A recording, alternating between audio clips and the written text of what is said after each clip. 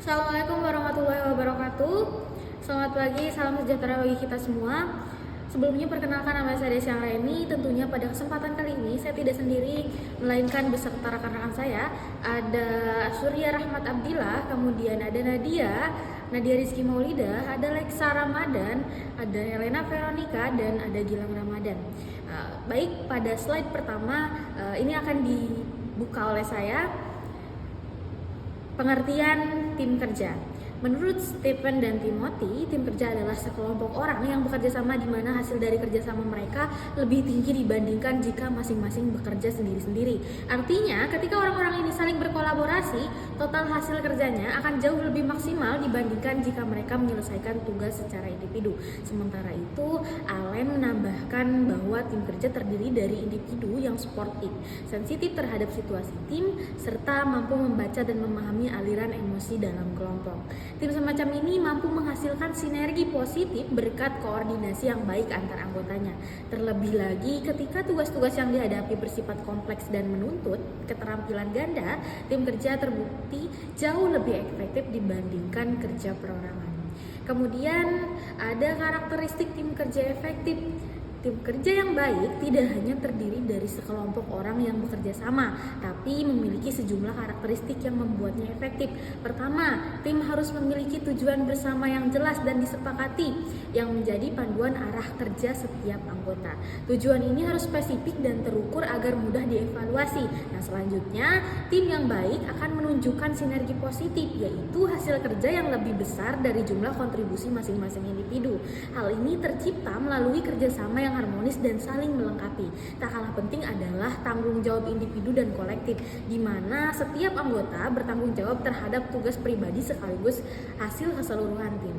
Kemudian, penting juga untuk memiliki keahlian yang saling melengkapi antar anggota. Ini memungkinkan setiap anggota diselesaikan lebih efisien. Komunikasi yang terbuka dan efektif juga merupakan kunci agar semua informasi dapat tersampaikan dengan jelas dan tidak ada miskomunikasi.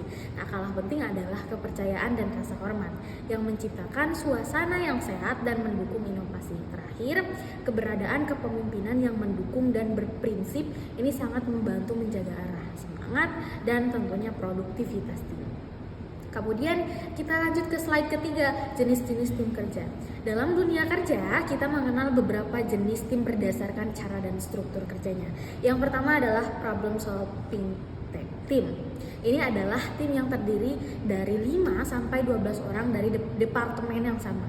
Mereka biasanya bertemu secara rutin untuk mencari cara meningkatkan kualitas, efisiensi, atau kondisi kerja. Lalu ada self-managed work team, yaitu tim yang terdiri dari 10 hingga 15 orang yang bekerja secara mandiri dan bertanggung jawab langsung atas tugas mereka tanpa banyak intervensi dari atasan. Selanjutnya adalah cross-functional team yang anggotanya berasal dari unit kerja yang berbeda namun memiliki tingkat jabatan yang setara. Mereka bergabung untuk mengerjakan proyek tertentu. Terakhir, di era digital sekarang, banyak organisasi membentuk virtual team, yaitu tim yang anggotanya tidak berada di satu lokasi, namun berkoordinasi secara online melalui berbagai platform teknologi seperti Zoom, Slack, atau Google Meeting. Di sini saya akan menjelaskan yaitu tentang manfaat tim kerja. Tim kerja yang efektif memberikan manfaat yang besar bagi individu maupun organisasi. Yang pertama, tentu saja adalah meringankan beban pekerjaan. Ketika tugas dibagi secara adil, tidak ada anggota yang merasa terlalu terbebani. Selanjutnya, kerja tim juga mampu meningkatkan semangat kebersamaan, solidaritas, dan kerja yang terjalin di dalam tim dapat meningkatkan motivasi kerja. Kemudian, kerja dalam tim juga meningkatkan efektivitas dan efisiensi. Dengan kolaborasi antar anggota yang memiliki keahlian berbeda, pekerjaan dapat diselesaikan lebih cepat dan lebih baik. Selain itu, adanya pertukaran ide antar anggota juga mampu meningkatkan kreativitas dan kualitas hasil kerja. Akhirnya, semua hal tersebut akan berdampak langsung pada peningkatan kinerja organisasi. Karena tim yang kuat akan mendorong pencapaian tujuan organisasi secara optimal. Kemudian, ada peran anggota dalam tim. Dalam sebuah tim yang efektif, setiap anggota biasanya memiliki peran yang berbeda, namun saling mendukung. Peran-peran ini dapat dikelompokkan menjadi 3 orientasi utama. Yang pertama ada tindakan, yang kedua pemikiran, dan yang ketiga ada manusia. Pada orientasi tindakan, kita mengenal peran shaper, yaitu orang penuh semangat, mampu mendorong tim keluar dari zona nyaman dan mengatasi hambatan. Lalu ada implementer, sosok yang praktis dan struktur yang mampu menerjemahkan ide menjadi tindakan nyata. Sementara komplementer, finisher adalah orang teliti, fokus pada detail dan memastikan pekerjaan diselesaikan dengan sempurna. Pada orientasi pemikiran ada plan, yaitu pemikir kreatif yang banyak menghasilkan ide-ide baru dan inovatif. Kemudian monitor evaluator adalah penilai yang objektif, mampu melihat berbagai kemungkinan dan risiko. Sementara spesialis adalah orang yang memiliki keahlian teknis spesifik dan mendalam. Lalu pada orientasi manusia, kita temukan koordinator yang berperan sebagai fasilitator untuk menjaga arah tim. Team worker adalah orang yang menjaga keharmonisan dan membantu anggota lain. Terakhir, research investigator adalah orang yang mencari peluang baru dan membangun relasi eksternal. Yang perlu kita ingat adalah pentingnya menjaga keseimbangan peran. Jika dalam suatu tim terlalu banyak orang dengan tipe peran yang sama, misalnya hanya pemikir tanpa pelaksana, maka bisa terjadi ketimpangan dan konflik. Oleh karena itu, mengenali dan menyeimbangkan peran menjadi salah satu kunci tim yang efektif. Faktor kunci keberhasilan. Keberhasilan tim tidak terjadi begitu saja. Ada beberapa faktor penting yang perlu diperhatikan agar tim benar-benar produktif. Yang pertama adalah komunikasi terbuka. Artinya semua anggota bisa menyampaikan ide dan informasi secara jujur tanpa ada rasa takut. Yang kedua adalah kepemimpinan yang efektif, di mana pemimpin harus mampu membimbing, memberi motivasi, dan menciptakan suasana kerja yang kondusif. Faktor selanjutnya adalah kepercayaan antar anggota yang bisa dibangun melalui konsistensi dan saling menghargai. Tim juga harus memiliki tujuan yang jelas supaya anggota tahu apa yang ingin dicapai. Lalu adanya dukungan dari organisasi seperti pelatihan, fasilitas, dan penghargaan juga berpengaruh besar. Yang terakhir, evaluasi berkala penting dilakukan agar tim bisa mengukur kinerja, memperbaiki kekurangan, dan tetap termotivasi. Berikutnya, strategi membangun tim yang efektif. Untuk membentuk tim yang kuat, ada beberapa strategi yang bisa dilakukan. Yang pertama, membangun kepercayaan yang bisa dimulai dengan menciptakan lingkungan kerja yang terbuka dan menghargai perbedaan. Yang kedua, ada menyelaraskan tujuan bersama, yakni memastikan seluruh anggota memahami dan sepakat dengan tujuan yang hendak dicapai. Selanjutnya, penting untuk memfasilitasi komunikasi yang baik. Gunakan saluran komunikasi yang efektif, baik formal maupun informal, dan dorong komunikasi kedua arah, lalu berikan pelatihan dan pengembangan, baik dalam bentuk workshop, mentoring, maupun pelatihan teknis. Dan yang terakhir, dorong partisipasi aktif, karena semakin banyak anggota yang terlibat, maka semakin tinggi rasa memiliki terhadap tim. Pada slide ini, kita akan melihat lebih rinci perbedaan antara kelompok kerja biasa dan tim kerja yang efektif. Meskipun sekilas tampak serupa karena sama-sama terdiri dari sekelompok orang yang bekerja bersama, sebenarnya terdapat sejumlah perbedaan mendasar di antara keduanya. Yang pertama, dalam kelompok biasanya terdapat pemimpin yang ditunjuk, sedangkan dalam tim, peran kepemimpinan dibagi secara merata dan disesuaikan dengan situasi atau keahlian. Kedua, akuntabilitas pada kelompok bersifat individual, artinya masing-masing bertanggung jawab atas tugas sendiri. Sedangkan dalam tim, tanggung jawab bersifat mutual dan individual, karena semua hasil kerja merupakan tanggung jawab bersama. Ketiga, tujuan kelompok biasanya sama dengan tujuan organisasi, sedangkan tim memiliki visi atau tujuan khusus yang dirancang dan disepakati oleh tim itu sendiri. Keempat, kelompok menghasilkan kerja individual, sementara tim bekerja untuk mencapai hasil kolektif yang tidak bisa dicapai oleh individu secara terpisah. Yang kelima, pertemuan kelompok biasanya efisien dan terstruktur, sedangkan tim mendorong pertemuan yang bersifat terbuka dan diskusional agar ide-ide bisa berkembang. Keenam, efektivitas kelompok diukur secara tidak langsung, misalnya dari hasil bisnis organisasi.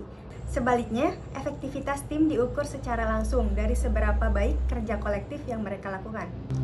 Terakhir, kelompok mendiskusikan, memutuskan, dan mendelegasikan pekerjaan untuk individu. Sedangkan tim bersama-sama mendiskusikan, memutuskan, dan menyelesaikan pekerjaan sebagai satu kesatuan. Perbedaan ini penting untuk dipahami agar kita tidak hanya membentuk kelompok kerja yang fungsional, tetapi juga membangun tim kerja yang kolaboratif dan produktif. Selanjutnya, peran kepemimpinan dalam tim. Seorang pemimpin dalam tim memiliki banyak tanggung jawab. Ia harus mampu mengatur arah dan tujuan, agar seluruh anggota memiliki fokus yang sama. Ia juga bertugas memotivasi anggota, misalnya dengan memberikan pujian atau penghargaan atas kontribusi mereka. Jika terjadi konflik, pemimpin harus bisa menyelesaikannya dengan bijak. Selain itu, pemimpin harus memfasilitasi komunikasi, agar semua informasi tersampaikan dengan baik. Dalam hal pengambilan keputusan penting, pemimpin harus berani mengambil keputusan strategis yang mendukung keberhasilan tim. Ia juga harus membangun kepercayaan. Dan terakhir, mengembangkan potensi anggota dengan memberikan pelatihan dan peluang untuk tumbuh. Komunikasi dalam tim. Komunikasi adalah fondasi dari kerja tim. Komunikasi yang baik dimulai dari pertukaran informasi yang terbuka, di mana semua anggota bebas menyampaikan ide tanpa takut dihakimi. Informasi yang disampaikan juga harus memiliki kejelasan pesan, agar tidak menimbulkan kesalahpahaman. Selain itu, komunikasi dalam tim harus bersifat dua arah. Artinya, tidak hanya berbicara, tetapi juga mendengarkan secara aktif. Penting juga untuk memilih media komunikasi yang tepat, baik itu tatap muka, email, atau platform digital. Untuk menghindari kesalahan, penting dilakukan konfirmasi pemahaman. Jika terjadi konflik, maka harus diselesaikan dengan dialog terbuka dan kompromi. Selanjutnya, pengambilan keputusan kolektif. Dalam tim yang sehat, pengambilan keputusan dilakukan secara kolektif. Proses ini dimulai dengan diskusi terbuka, di mana semua anggota diberi ruang untuk menyampaikan pandangan. Kemudian, tim akan mempertimbangkan beragam perspektif agar solusi yang diambil lebih komprehensif. Tujuan akhirnya adalah mencapai konsensus, yaitu kesepakatan bersama yang diterima oleh semua anggota. Keputusan yang diambil secara kolektif akan mengurangi resiko kesalahan karena melibatkan lebih banyak pertimbangan. Selain itu, keputusan bersama juga mampu meningkatkan komitmen karena anggota merasa terlibat secara langsung. Selanjutnya, tantangan dalam tim kerja. Meskipun banyak manfaatnya, kerja dalam tim juga memiliki tantangan. Salah satunya adalah konflik internal yang bisa muncul akibat perbedaan pendapat atau kepribadian. Kemudian, kurangnya komunikasi efektif juga bisa menjadi sumber masalah jika informasi tidak tersampaikan dengan baik. Masalah lainnya adalah ketidakjelasan peran, di mana anggota bingung akan bertugas dan tanggung jawabnya. Selain itu, ada juga resistensi terhadap perubahan, terutama saat tim harus menyesuaikan diri dengan hal baru. Tanpa kepercayaan anggota tim akan sulit bekerja sama, dan berakhir perbedaan budaya dan nilai dalam tim multikultural dapat menjadi tantangan jika tidak dikelola dengan bijak. Di era modern ini banyak organisasi yang menerapkan tim virtual. Ini artinya anggota tim tidak berada di lokasi yang sama, namun tetap bekerja melalui teknologi. Oleh karena itu, penting untuk menggunakan teknologi komunikasi seperti video conference dan platform kolaboratif.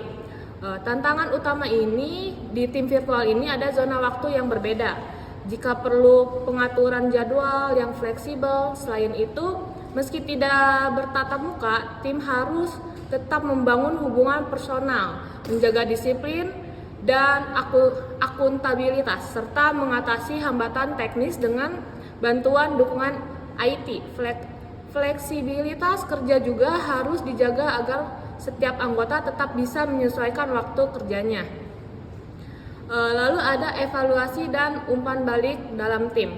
Agar tim terus berkembang, perlu dilakukan evaluasi berkala, misalnya mingguan atau bulanan. Evaluasi ini membantu melihat sejauh mana pencapaian tim dan era mana yang masih perlu diperbaiki. Selain itu, penting juga memberikan umpan balik konstruktif yang membangun semangat, bukan menjatuhkan. Pengukuran kinerja juga harus objektif dengan indikator yang jelas. Libatkan seluruh anggota dalam diskusi terbuka untuk refleksi dan perencanaan perbaikan. Jangan lupa berikan penghargaan dan pengakuan agar motivasi anggota tetap terjaga. Terakhir, susun program pembangunan, misalnya pelatihan berdasarkan hasil evaluasi tersebut. Lalu yang terakhir ada pengaruh budaya organisasi terhadap tim. Budaya organisasi sangat mempengaruhi efektivitas tim kerja. Budaya yang mendorong kolaborasi akan memperkuat interaksi dan kerjasama antar anggota. Jika organisasi menjunjung tinggi keterbukaan dan transparansi, maka komunikasi dan pengambilan keputusan akan berjalan lebih lancar. Selain itu, penghargaan atas kontribusi juga membuat anggota merasa dihargai dan meningkatkan loyalitas. Memiliki nilai bersama memperkuat rasa kebersamaan dan mengurangi konflik. Budaya yang mendukung inovasi juga membantu anggota lebih berani mengambil inisiatif. Terakhir, pemimpin yang konsisten dengan budaya organisasi akan memperkuat semangat positif dalam tim.